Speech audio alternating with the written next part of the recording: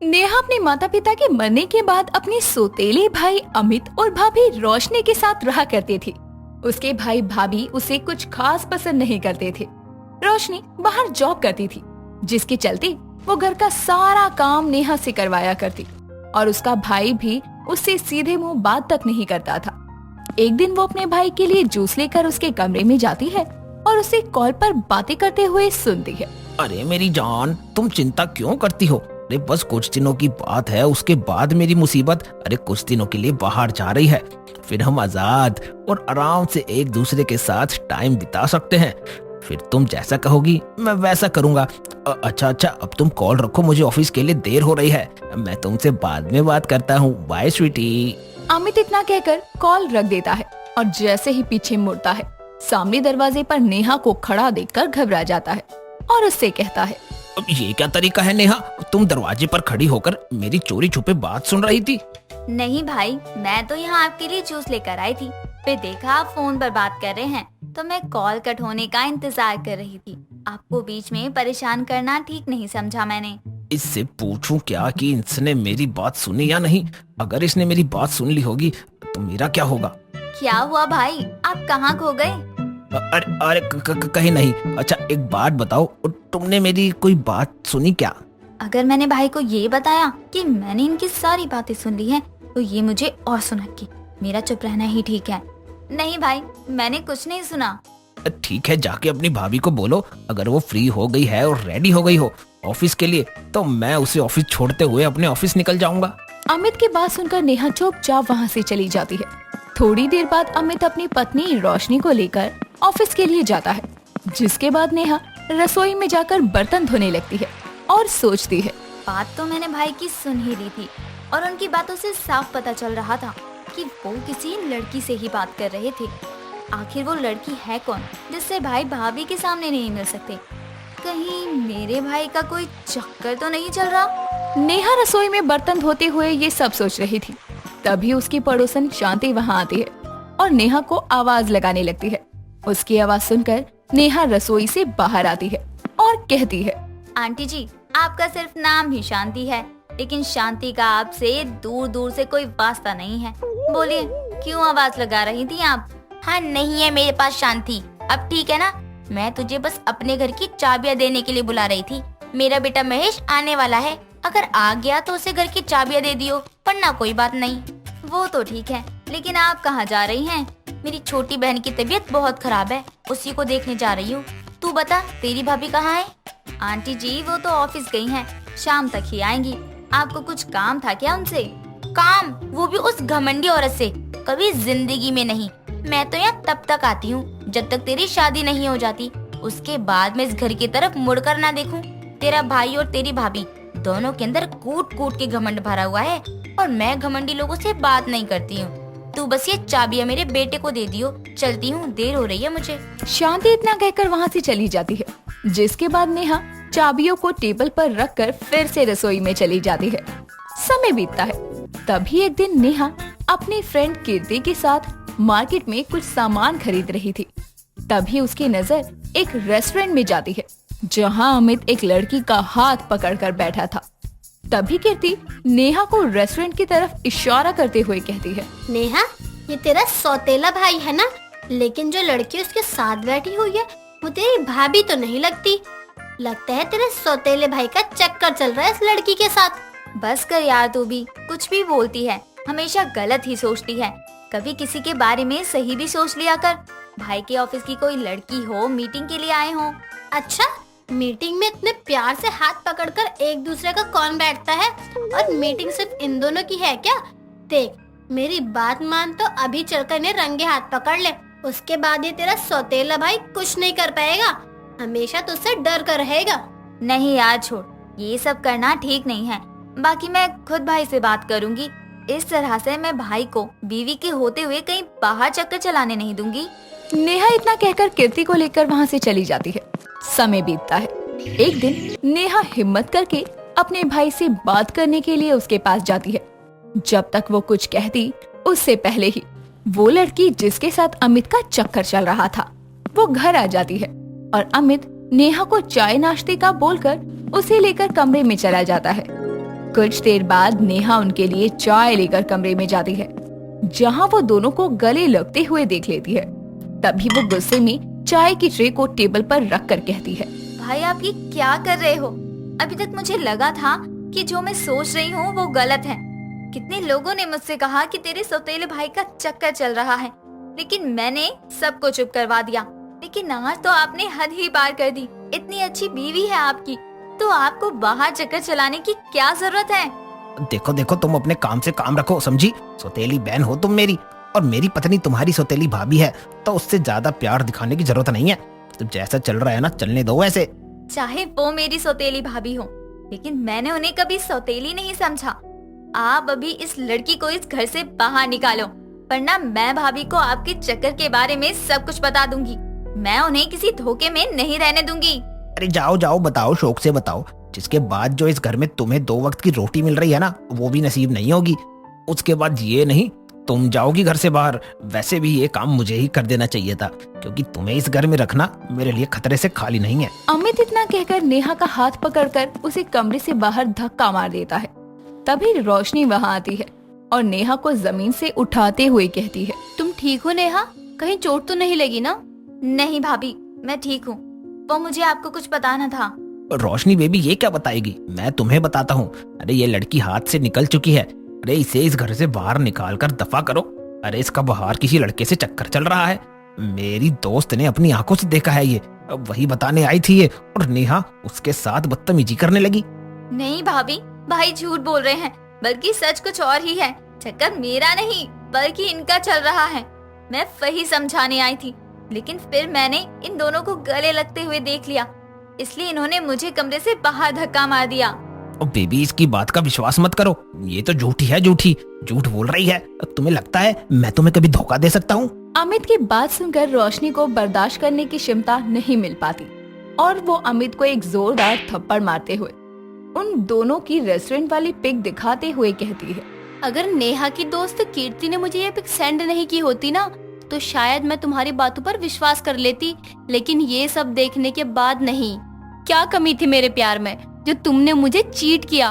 उस लड़की ने मेरे बारे में सोचा जिसे कभी मैंने अपना समझा ही नहीं। हमेशा उसे सौतेले जैसा एहसास करवाया, लेकिन तुम तो अपने थे ना। सॉरी, मुझे माफ कर दो, मुझसे बहुत बड़ी गलती हो गई। मुझे तुम्हारे साथ ऐसा नहीं करना चाहिए था। अमित जी, कुछ ऐसी चीजें होती है जिसकी माफी नहीं होती है। मुबारक हो आपको आपका चक्कर, आज के बाद आप आजाद है। रोशनी इतना कहकर उल्टे पांव वापस अपने मायके चली जाती है और दोबारा कभी लौट कर नहीं आती और नेहा के सौतेले भाई के चक्कर की बात पूरे खानदान में फैल जाती है और उसकी बनी बनाई इज्जत मिट्टी में मिल जाती है। न तेरी कोई दोरानी बलिए, न जेठानी बलिए, नी तू राज करेगी आके। निशा रसोई में बर्तन मांजते हुए अपने सुर लगाकर गाने गा रही थी। तभी पीछे से उसकी जेठानी कनिका आती है और उसके गाने का जवाब देते हुए बोलती है, देवरानी ना हो लेकिन जेठानी तो है ही आपकी, मेरी प्यारी देवरानी जी, और इसीलिए राज तो आप करोगे नहीं यहाँ। और रही बात सास की, तो वो भी अच्छी नहीं है, ये भी आप अच्छे से जानती हैं। हाँ तो मुझे भी पता है, मैं तो बस गाना गा रही थी। और वैसे आप थी कहाँ? यहाँ रसोई में इतना काम है। आपके मायके वालों ने मुझे नौकरानी बनाकर यहाँ नहीं भेजा जो मैं ही सब करूँ। मेरे घर वाले इतनी सस्ती नौकरानी नहीं रखेंगे। क्या कहा आपने? जोर से बोलो ना, हिम्मत है तो। ये क्या अपने आप में बड़बड़ा रही हो? ये सब मुझे समझ नहीं आता। मैंने कुछ नहीं कहा, अब हटो। तुम्हारे बर्तन धुल गए हो तो मुझे दोपहर का खाना बनाना है, वरना माँ जी के सामने मेरी चुगली करोगी कि जेठानी जी ने दोपहर का खाना नहीं बनाया। हाँ तो रोका किसने है? बना लो ना। कनिका दोपहर के खाने में सिर्फ दाल रोटी बनाकर टेबल पर अपनी सास माया और देवरानी निशा के आगे परोसती है, जिस पर माया कहती है, बहू ये क्या है? आज दोपहर में इतना सादा खाना, मतलब ना कोई सूखी सब्जी और ना ही चावल बनाए हैं। माँ जी, मुझे अभी कपड़े धोने हैं और भी बहुत सारे काम हैं। पूरी दोपहर सिर्फ खाना ही बनाती रहूंगी तो बाकी के काम नौकरानी मतलब देवरानी थोड़ी ना करेगी। हाँ तो मैं क्यों करूँ? मैं कोई नौकरानी नहीं हूँ आपकी। मेरे पास खुद के भी बहुत काम होते हैं और अब से माँ जी घर के काम ऐसे ही होते रहे ना तो रात के समय मैं भी बस एक सब्जी रोटी बनाकर अपना काम खत्म कर दूंगी। अरे चुप हो जाओ दोनों के दोनों, पूरा दिन कुत्ते बिल्ली की तरह लड़ती ही रहती हो। अरे खाना ही तो अच्छा बनाती हो, उसमें भी अब ये काम चोरी करोगी। अगर तुम घर के कामों की वजह से खाना ऐसे खिलाओगी तो ऐसा करते हैं, घर के कामों के लिए एक नौकरानी रख लेते हैं। क्या नौकरानी? नौकरानी? हाँ, नौकरानी खाने बनाने के सिवा सारे काम करेगी, जैसे घर की सफाई, बर्तन, झाड़ू। बस खाना बनाने का काम तुम दोनों का होगा, तो वो तो अच्छे से करोगे ना। मुझे मंजूर है माँ जी। मुझे भी। अब माया ने अपनी दोनों बहुओं को नौकरानी के लिए बोल तो दिया था, तो अगले ही दिन पड़ोसन विमला की जान पहचान से एक कजरी नाम की नौकरानी घर आती है, जिसको देखकर दोनों देवरानी जेठानी कहती है, कौन हो तुम और यहाँ किससे मिलने आई हो? मेम साहब, मेरे को सामने वाली विमला मालकिन ने भेजा है। बोला इस घर में 2 इंसानों जैसी दिखने वाली चुड़ैल बहुओं को नौकरानी की जरूरत है। क्या बोला? चुड़ैल? उस विमला की तो। इतने में वहाँ माया आती है, जो अपनी बहुओं को साइड करके कजरी से कहती है, अरे तुम ही हो कजरी, विमला ने बताया था तुम्हारे बारे में। अच्छा सुनो, यह है मेरी बड़ी बहू कनिका और ये छोटी बहू निशा, ये दोनों तुमको काम समझा देंगी। बहुओं, इसे समझा देना, मैं आती हूँ जरा। इतना बोलकर माया घर से बाहर चली जाती है और निशा व कनिका कजरी से कहती है, सुन कजरी, तुमको आते ही पहले मेरे कमरे से सफाई शुरू करनी है। और देखो, दरवाजे के अंदर आकर सीधा जाओगी तो पहला कमरा मेरा ही है। अरे ऐसे कैसे? आपका कमरा करेगी पहले मेरा कमरा साफ करना कजरी। दरवाजे से उल्टे हाथ पर ही मेरा कमरा है। मैं जेठानी हूँ ना, तो मेरा कमरा पहले साफ होगा, समझी?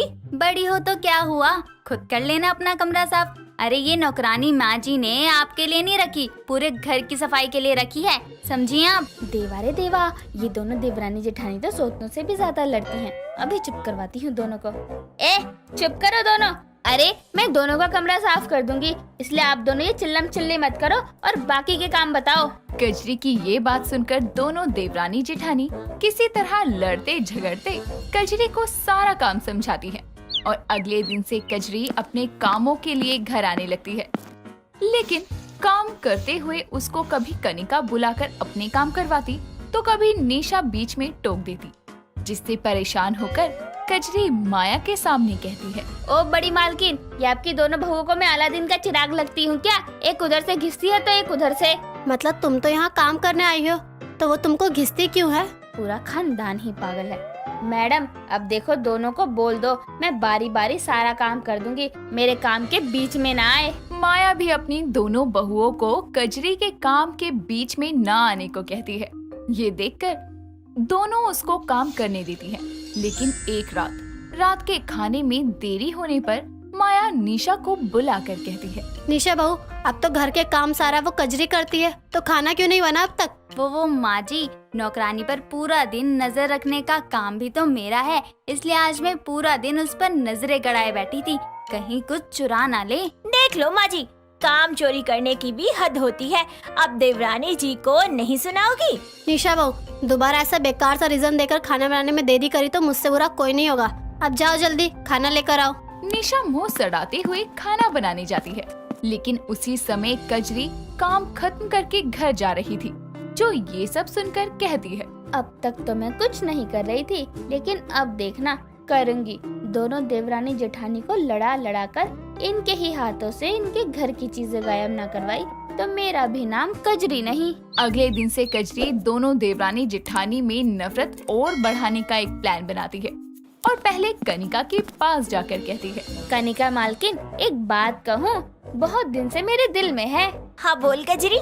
मालकिन, छोटी मालकिन ने मुझे कहा कि अगर मैं आपके कामों में काम चोरी करूंगी तो वो मुझे मेरी मनचाही चीज दे देंगी। मैंने तो साफ मना कर दिया।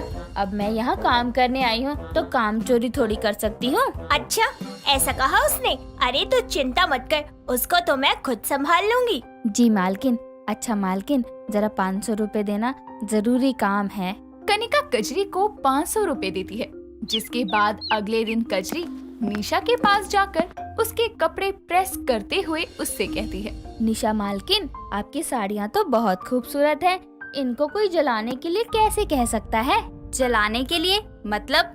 बड़ी मालकिन ने कहा कि प्रेस करते वक्त मैं आपकी साड़ी जला दूं और बोल दूं कि गलती से हुआ। अच्छा जी, मेरी साड़ी जलाने के लिए बोला? उनको तो मैं बताती हूँ। अरे छोड़ो मैडम, मैंने जलाई नहीं ना, बस आपसे एक मदद चाहिए थी।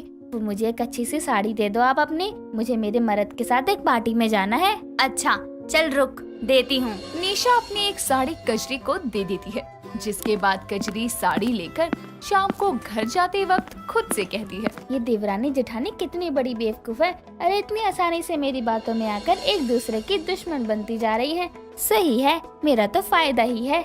कजरी कई दिनों तक ऐसे ही दोनों देवरानी जेठानी को एक दूसरे की झूठी खबर देकर दोनों के बीच नफरत बढ़ाने लगती है। लेकिन एक दिन तो हद हो गई। कजरी निशा को जाकर बोलती है कि कनिका निशा को मारना चाहती है, जिससे ये सारी प्रॉपर्टी उसके नाम हो जाए। ये सुनकर निशा कजरी को एक जोरदार थप्पड़ मारती है, जिसकी आवाज सुनकर सब निशा के कमरे में आते हैं, जहाँ निशा कजरी से कहती है, बस बहुत हुआ कजरी, तेरे लालच का घड़ा इतना भर गया है कि आज तूने मेरी ही जेठानी पर इतना गंदा इल्जाम लगाया। क्या बोला इसने निशा? ये कि आप मुझे मारना चाहती हो और ये पूरी प्रॉपर्टी हथियाना चाहती हो। ये बात सुनकर कनिका कजरी को एक और थप्पड़ मारते हुए कहती है, आज तक तो हम दोनों को झूठी खबरें देकर पैसे और बाकी चीजें ऐंठती रही। हमने ये सोचकर कुछ नहीं कहा कि शायद तुझे पैसे की जरूरत हो या तू सीधे बोल नहीं पा रही है चीजों के लिए।